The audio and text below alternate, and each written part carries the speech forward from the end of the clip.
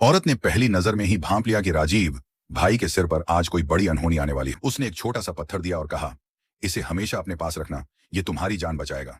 लेकिन उसकी चालाक बहन नेहा ने उस पर यकीन नहीं किया और गुस्से में पत्थर फेंक दिया। ज्यादा देर नहीं हुई थी कि बाहर शरारती बच्चों ने दीवार पर टंगा भंवरे का छत्ता गिरा दिया। कुछ ही सेकंड में हजारों भंवरे पूरे घर में घुस आए। सबसे पहले उनका झुंड सीधा राजीव की तरफ उड़ गया।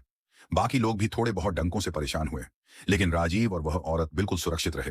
राजीव इसलिए बच गया क्योंकि उसने अपनी बहन की बात मानकर पत्थर हमेशा अपने साथ रखा था, और औरत पर वैसे भी कोई असर नहीं पड़ा क्योंकि उसके पास खुद की तांत्रिक शक्ति थी। लेकिन बेचारा राजीव इतना खुशकिस्मत नहीं था। उसका पूरा शरीर डंक के जख्मों से भर गया। तभी उसे सुबह कही गई नेहा की बात याद आई। नेहा ने जब भाई के घाव देखे तो उसे पछतावा होने लगा। उसे यह भी खल रहा था कि क्यों सारी इज्जत और भरोसा उस गांव से आई लड़की को मिल रहा है। यहीं से उसके मन में एक खतरनाक साजिश ने जन्म लिया।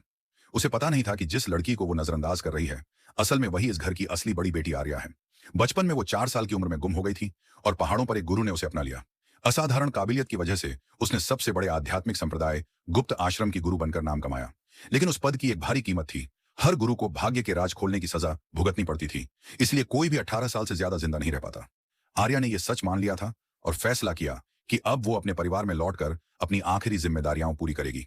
मगर घर आने के पहले ही दिन उसका सामना अपने ही परिवार के विरोध से हुआ। नेक्स्ट पार्ट के लिए लाइक करके सब्सक्राइब कर लो और कमेंट में लाल वाला दिल भेज दो।